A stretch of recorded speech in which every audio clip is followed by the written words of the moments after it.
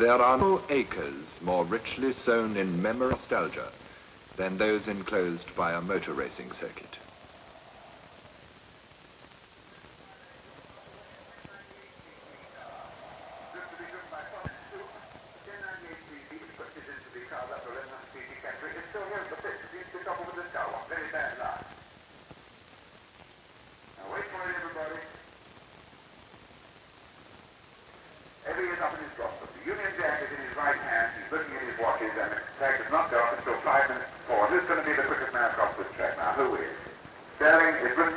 Stirling Moss is a renowned quick goer. Now look, there he goes, right across. He's across. He's in his car, so everybody else knows he's there, obviously.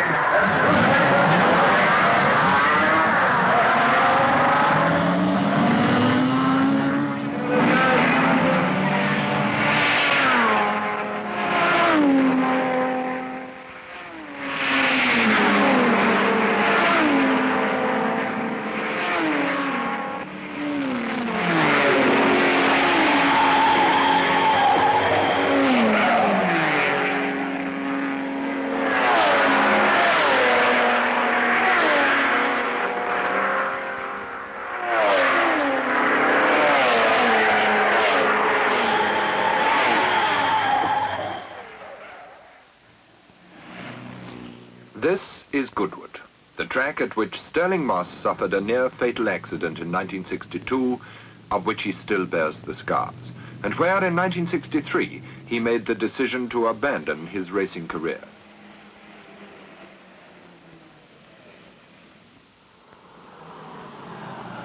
To most people, Stirling Moss is a legendary figure, a white-helmeted, begoggled head flashing past at around 150 miles an hour against a background of the international Grand Prix circuits. But what's he really like off the racetrack? Hello, Raymond. I haven't kept you waiting. Not at all, lad. Come on into the parlour where we can talk in it. Well, Stirling, How does it feel to be a gentleman of leisure? you know damn well I don't like leisure. I hate it. In fact, I'm just down here today, testing the ogle. And I was in, Le Mans about a week ago. I've just come back from America. Next week I go to Germany. Then I'm back to the States again. So you're rushing about now just as much as you were when you were driving. And this brings me to my first question. What was it that attracted you to motor racing in the first place? Well, in the first place, I suppose I was brought up with cars, and I enjoyed competition. I liked running and rugger and things like that, and cars were handy, so I got a car. Well, whatever it was that made you do it, you were certainly fabulously successful at it. I think it's interesting how the story is rounded off in a way, because you broke the lap record here just before your last accident, and you broke the course record in your very first event at Prescott. In 1948. And I brought the pictures along you asked for, and I think I got this one of that particular hill climb, and you can see, not only do I look young, but you can see my hand holding on the side because the seats didn't fit us in those days, and I had to hold myself in. You know, you made a pretty incredible start. 8 victories in your first 9 events, and you were how old? 19, I think. Yes, it was quite a team effort, you know, the family. We used to take that car around in a horse box. Was it hard work, still? What, I mean, the horse box of the car? No, it wasn't. I enjoyed it very much, actually. You know, I sometimes think that those early days of 500cc racing in this country may have been the greatest fun of all time. Remember who was just starting with you at this time? Pete Collins, Ken Wharton, Ivor Bueb. Mike Hawthorn, of course, started with sports cars. Anyway, it was all good, clean fun.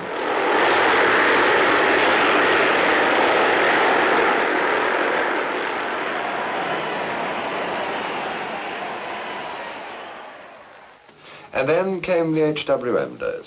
Yes, I joined John Heath as a professional driver. In other words, try and make my living at it. My father was against that. He said I couldn't do it, but I could try it for 1 year. So you drove the HWM at the Daily Express International Trophy at Silverstone in 1950. And that was when the BRM made its disastrous debut, and poor Raymond Sommer had the terrible misfortune to break the transmission on the starting line.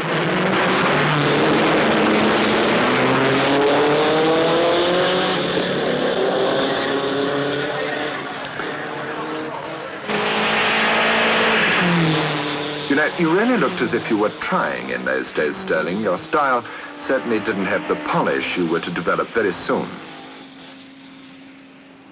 To you, it seems to me, it was always paramount that you had to win. Second wasn't good enough.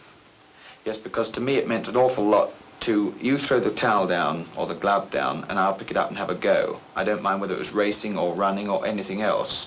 I enjoy competition. To me it's a great stimulation, and particularly through my racing life, this is perhaps why I chose it, or one of the reasons why I chose it. Quite often one has felt, though, that you had a better chance of winning on a car other than the one you were driving. Yes, I guess that's true. I feel that always, since I've been racing anyway, two cars, Mercedes and Ferrari, have had the best chance. I drove for Mercedes, I didn't for Ferrari, as you know. But you were offered a drive with Ferrari once. Yes, I was just towards the end of my racing career, but originally in 1950, I think it was, he offered me a car and I went all the way down to Bari in southern Italy with my father, being thrilled, you know, that I'd been offered to go and drive a Ferrari. I mean, this is really the thing. I got there to drive a 2.5-litre car, which was out of formula but in class, if you follow, and I found that the car had been given to Taruffi. And not that I felt anything about Taruffi, I don't blame them, but I think they might have cabled me and said, look, Mr. Taruffi's got the car, and I was pretty annoyed. This really hurt you, Stirling? I won't say it hurt me, but it sure got me fired up. Well, let's turn the pages back again. You were involved with BRM in the quite early days of that enterprise, too. Yes, I had a very, very unfortunate time with BRMs. I had one great occasion happened, and that was I managed to actually overtake Fangio in a race when we were both on BRMs, and that was in Dundrod, I think in 52. I passed him only because he was going backwards. He was very kind about it, he kept to his own side. Was it true that the cars of you and Fangio were switched without telling him? Yes, it was. The day of practice, the day before the race, Fangio's car started to overheat. And I wouldn't have minded him having my car. Frankly, I'd have been thrilled if they'd withdrawn my car altogether, because I was scared to death of the darn thing. Anyway, they switched them without saying a word. And I knew it had been changed. But who was I to say anything? I mean, I couldn't really do anything, but I think they could have told me. Anyway, Fangio took mine over, and I lasted, I think, 3 or 4 laps. And I can't remember now how long Fangio lasted, but he certainly didn't win, because the car was not, in those days, a winning car. Times have changed. I'm glad to say they have, but no thanks to the early days, should I say. Well, that, of course, was the supercharged 1.5-litre 16-cylinder BRM. Now, what about the post-war ERA, the G-type? Yes. Well, the G-type looked like a 2-seater. It wasn't actually. It was a single-seater offset to the side. And it was the first car that I can remember that had a really rigid chassis that I had driven. I remember we did an interview together at that time. Do you remember that? With Leslie Johnson of ERA. Yes, we did indeed. That was quite a while ago. Well, I'm very thrilled, Ray, because at last it seems as though we're going to have the chassis and the road holding and an engine built for the job. So perhaps we'll be able to compete with the Italians on their own ground. Well, it sounds as if we've got the stability, the road holding, the lightweight, the engine on the drawing board. We've certainly got the driver, so we'll be keeping our fingers crossed for the new ERA. Well, in fact, the G-type ERA proved disappointing for us all, but it did keep you in circulation with the big boys. Ascari, Farina, Taruffi, Fangio, and many other familiar faces.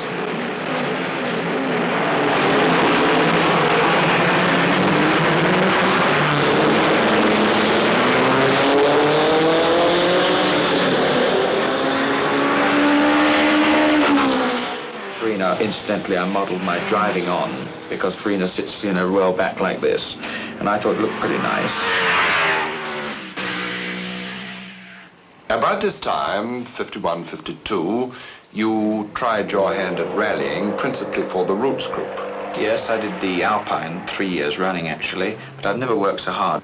Well, surely on a 2,000-mile epic on Alpine roads the whole time, one expects to work hard.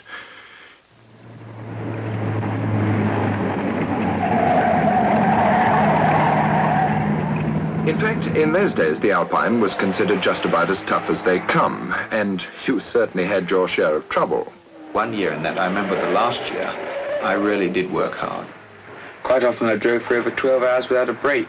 When I arrived at the checkpoint, I nearly fell flat on my face. I was feeling so tired. First year I wouldn't have bothered. I don't think it was the last one I did. And as a result of that, you became one of the only two men who have ever won a Gold Cup for 3 consecutive penalty-free Alpine rallies. The year 1954 was a milestone for you, Stirling. It's a major milestone in many ways. That before 54, behind my back, my manager then, that was Ken Gregory, and my father had ordered a Maserati for me, which Alf Francis went down to Modena to collect. In fact, he cut it all about so that I could sit as I wished, which was a long way from the steering wheel, and they'd never heard of this. They wouldn't believe it. They said, nobody can drive like that. He said, well, I'm sorry, we're buying the car. This was a Grand Prix car, This was a Grand Prix car, exactly. And then after that, later that year, of course, they went again, funnily enough, behind my back and fixed up that I should drive for Mercedes, which I think was a great thing, but I didn't know about it at the time. And what was your reaction to this double dealing by your father and your manager?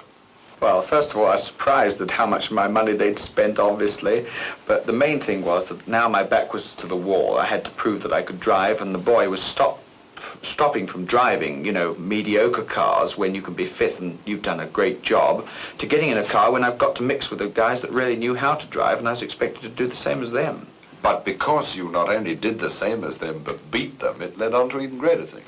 Yeah, well, then I went to Mercedes, and as you can see from these, that was the first time, I suppose, really, when I had a car, when all I had to do was worry about driving and keep out of Neubauer's way, I suppose. And how did you feel about that? Well, Neubauer, I thought he was the greatest team manager I was ever associated with.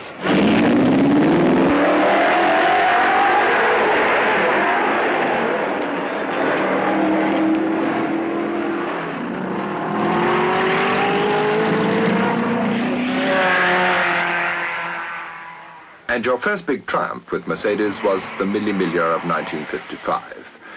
You know, whatever the emotions about you driving a foreign car may have been, the fact was that here you had a machine and an organisation worthy of your skill and of your efforts.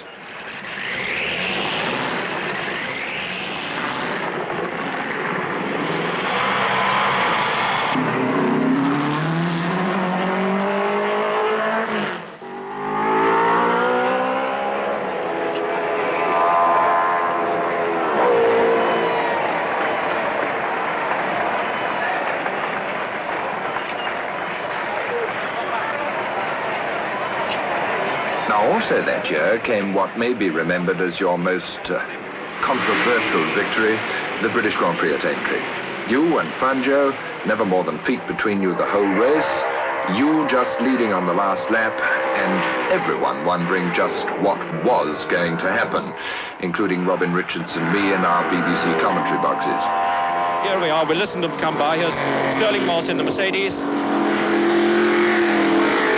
There's Fangio, about 3 cars length between them. They've closed right up, and they're very, very close indeed together as we go back to Raymond Baxter at the grandstand.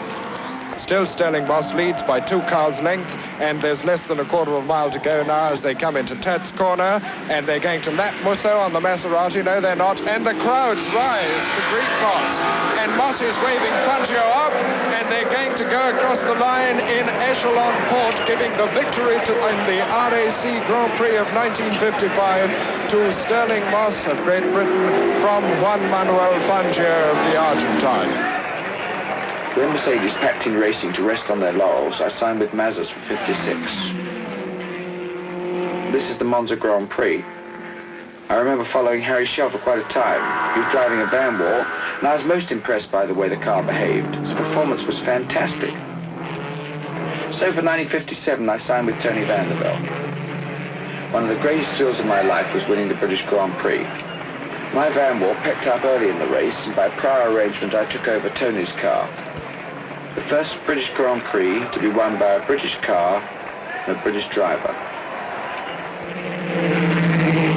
1957 and 58 were 2 wonderful years.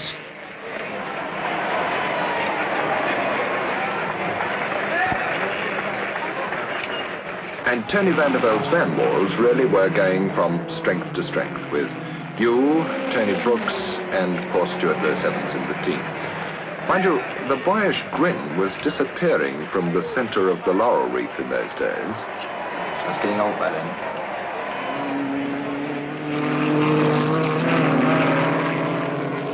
I won the 1958 Dutch Grand Prix ahead of Harry Schell and Jean Bear on BRMs. So that was the third successive Grand Prix won by Britain that year. The last Formula One event of the season was the Moroccan Grand Prix at Casablanca. That was the race in which I lost the World Championship by just 1 point to Mike Hawthorn, although I managed to win the race and got fastest lap. Did this failure to win the World Championship and thereby gratify a long-standing ambition, did this upset you as a driver or as a man? Yes, I was very disappointed at this time, and I decided to take things a lot easier, not do less racing, in fact do more racing if anything, but to relax more than I had been up till that time. In your racing career, you certainly had more than your full share of mechanical misfortune, more than any other driver that I can think of.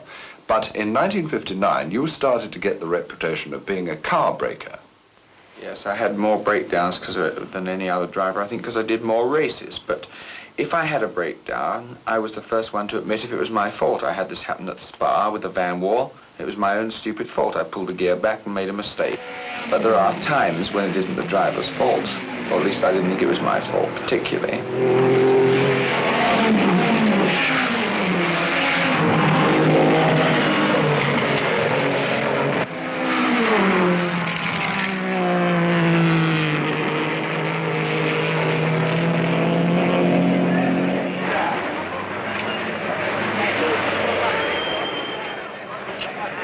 Well, the fact is that at this stage, with the van walls out of the hunt, you really did run into diabolical luck. Monaco, Zandvoort, Reims, you didn't finish one of them. You ran out of petrol at the British Grand Prix at Aintree, and just look what happened to Hans Hermann when he borrowed your BRM for the Arbors.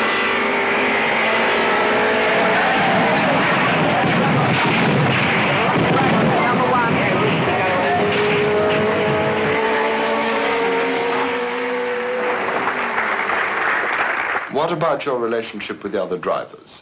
I think all the drivers have a very good relationship and great comradeship because they have to drive so close together and you get to know the men, you know their ability and how, if you're going to drive wheel within wheel practically, or with your nose right up the tail of the car in front of you, you need to know that the man isn't going to get terribly excited and sort of think, well, my gosh, what do I do, and then back off. I mean, if you lifted your foot off and I hit you up the back end at 160, you're going to be pretty well bent, the same as I am. It's the same thing with tactics. I don't believe it is correct to use tactics which you have from your ability and experience on people who do not have the same as you do. In other words, I would not mislead a starter, somebody who's just starting in racing. I don't think anybody would. Well, let's be frank. Who have you misled? Can you remember? Well, I suppose most of them sometime or another, but Phil Hill I seem to remember I most likely misled. Mike Hawthorn I certainly would have done. Pete Collins most likely. Stirling, what do you think has been your greatest race? The 1961 Monaco Grand Prix?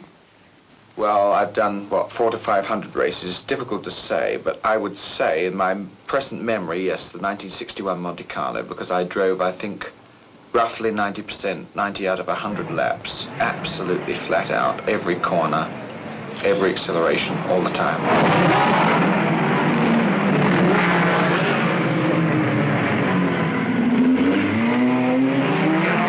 On this occasion, you had Rob Walker's comparatively old Lotus with which to do battle against all the Ferraris. I was very surprised as well, Raymond, because I was driving the car and I was sure that the Ferraris were just sitting there till, say, 5 laps from the end and then going to pull out and pass me. I was absolutely sure of this, and I thought, well, anyway, I'll make them try and work hard for it. And I sat there and I really did believe that just before the end they were going to give a little flag or whatever they gave, and I was going to see Ferraris go by. I couldn't believe it. In fact, you were holding off Phil Hill initially, and then in the later stages of the race, Richard Ginter. Yes, I didn't see the big drama going on, the signals they were giving, which must have been quite amusing. All I knew was that I was working hard as I could. I was absolutely flat out.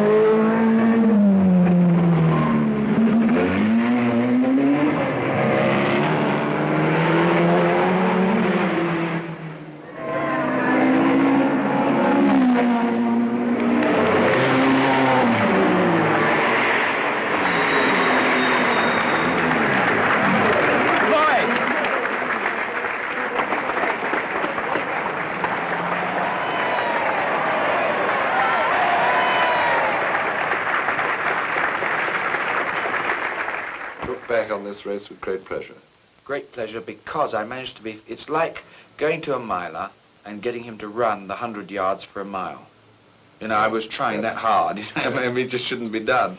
This business of constantly driving a private entry against the works cars must have put you at a very real disadvantage.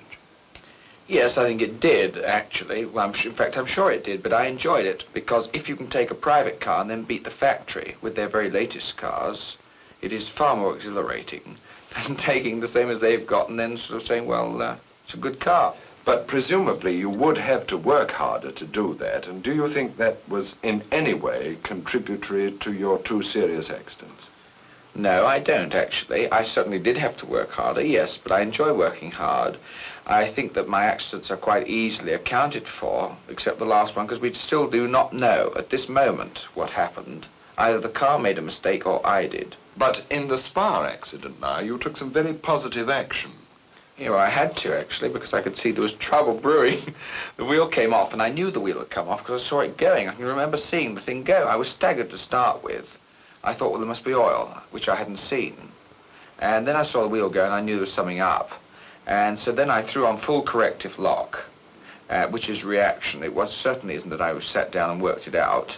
And then I put the brakes on as hard as I could to drop the speed, because when you're doing 140, believe me, even if it's the wrong thing, I reckon you want to slow up on the road circuit anyway. So I tried to drop the speed, hold the thing as near to what I could on a sort of a line, which I can tell you wasn't much of one.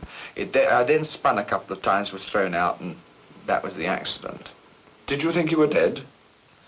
Not at the time that it happened, but just after, yes, because when I came to, I was on my hands and knees and knocked off quite a bit. And I remember I couldn't see anything, and I had this tremendous pain, which I assumed was my ribs. And it turned out later on to be my back, actually, my vertebrae. But I couldn't breathe properly, and I was frightened that if I got up, that my ribs would pierce my lung or my heart or something, and I'd just die. And I was scared to death. The drivers arrived and helped me out a bit. But all the boys stopped. It was like a parking lot, really. I remember hearing them. I couldn't see them, but I could hear them come up and rev the engine up, cut it, and then come along. There was a big conflab going on. They were holding a blanket over the top to keep the sun off, and things like that. And then the blood wagon arrived at the end. And then, after a very short stay in hospital in Belgium, you were flown back to England. You had 2 broken legs and a broken back. You were driving at Silverstone within 5 weeks of the accident. This was a pretty incredible recovery. Well, the person I think who was incredible really was the doctor, who took a tremendous responsibility. When he said, look, you may go out and walk without crutches or anything, no plaster. So I said, well, won't they just go like that and there'll be a heap on the floor? He said, no, and he explained why, and so I said, okay. And sure enough, I didn't fall on the floor. But the Goodwood accident was much more complicated. Oh, yes, the Goodwood one. The brakes were no worse, really. I had an ankle and an arm and ribs and smashed my face on, things like that. But the most important thing there was I had a bang on my head on this side, which, of course, paralyzed this side of my body. How did that accident happen? I don't know. Nobody knows. I mean, all I do know is that I went off the road at Goodwood here and in a place that I never should have gone off.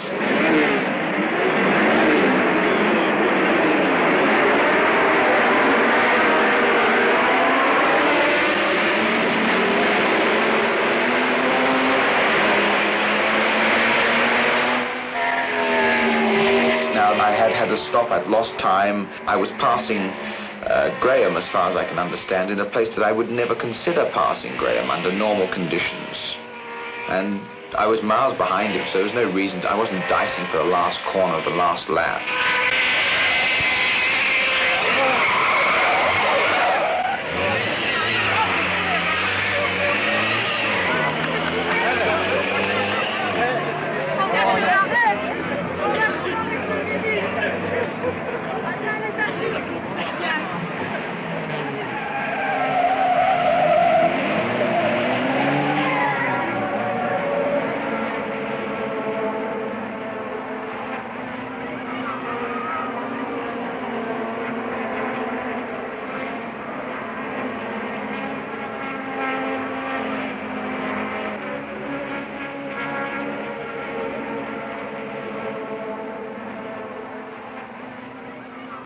You know, Stirling, I don't think I'll ever forget the way people who have nothing to do with racing responded to that accident, your recovery, and your determination to get back into circulation.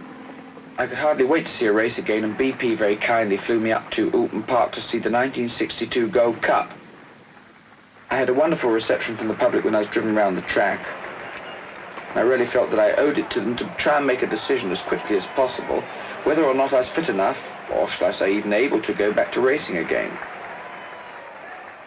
Stirling, when you came back here to decide whether or not you would continue to be a racing driver, that must have put you under a very considerable emotional strain, I should have thought.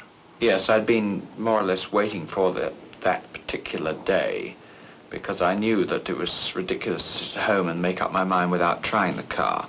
I came down here and I drove the car around for about 3/4 of an hour, but it dawned on me slowly but very surely that the things that I required had gone. What was second nature to me originally was now a conscious effort. My experience would, I think, help me through certain things, and I do believe that for one lap I could do competitive times. But whereas before, when I was going to a corner, if the front end went away in understeer, I automatically would have done something. This time, I realized what was happening, and my experience helped me to take the action that was needed. So in other words, I'd slowed down that little bit. My spatial reaction had gone, my concentration and so on. A lot of things had changed, and I felt that it would be, therefore, unwise to continue racing.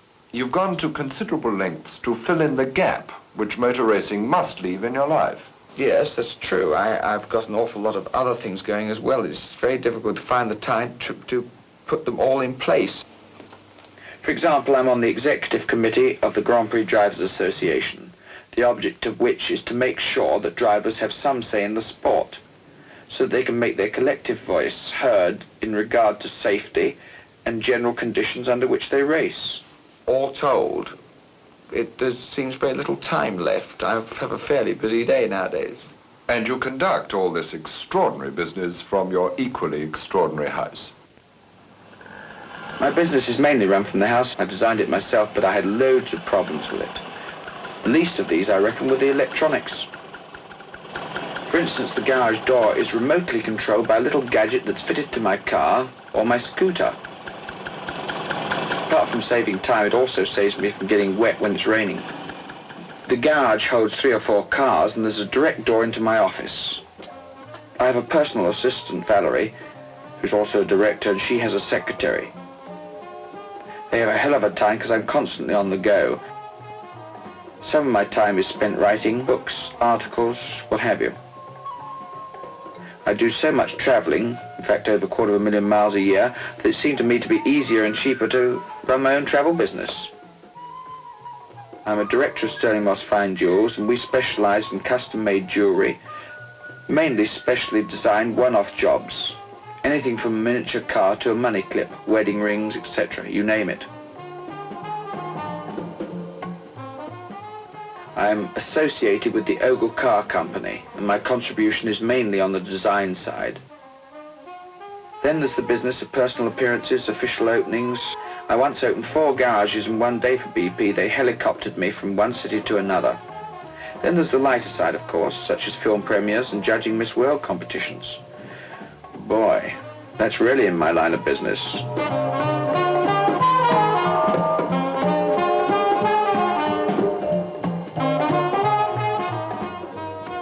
At least I meet a lot of interesting people. In fact, all told, there's very little time left. That's why my house is designed to save time. For instance, my bedroom is completely automated.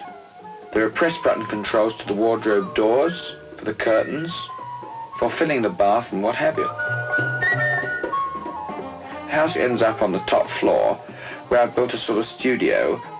It has a balcony with a magnificent view of the back end of the Hilton Hotel if there's nothing else to look at. The walls are all built-in cupboards and contain my stereo equipment, a radio, tape recorder, record player, and of course some of my most treasured awards. It's certainly a remarkable house. Stirling, do you intend to live there alone? Well, at the moment I have a housekeeper, but I'm by myself, yes. But I hope that all my life I won't be by myself. Stirling, do you think that motor racing ruined your marriage?